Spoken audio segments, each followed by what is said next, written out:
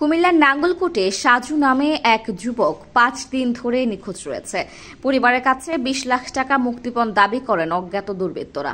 তার স্ত্রী রিনা বেগমের মুঠোফোনে এ টাকা দাবি করা হয়। তিনি উপজেলার বাঙ্গোড্ডা দক্ষিণপাড়া মাস্টার বাড়ির মরহুম মীর হোসেনের ছেলে ও ৪ সন্তানের জনক।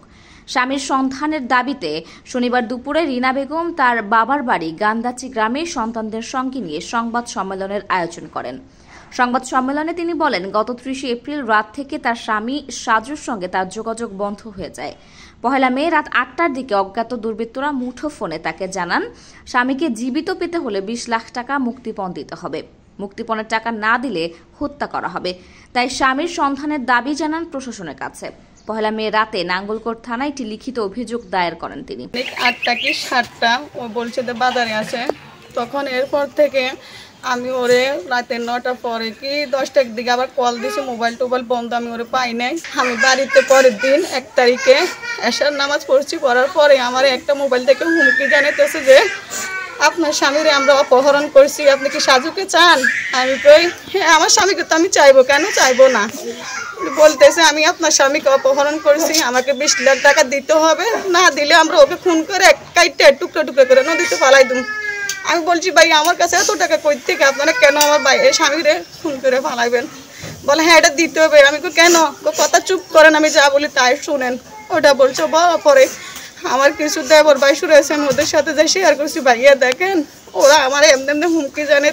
তখন আমি ওদেরকে নিয়ে আমি আর কুল না পাই আমি থানাত গেছি, লেখিতল্লাই গেছি। আর আমি আজকে ৩ দিন ওরা আমার কোনো অ্যাকশন অবজেকশন, আমার স্বামীর খোঁজ কিছুই দেয় না। আমার পর্যন্ত একটা কলও দেয় নাই দে আপু, আমরা আপনার স্বামীর খোঁজ নিয়েছি না এসে।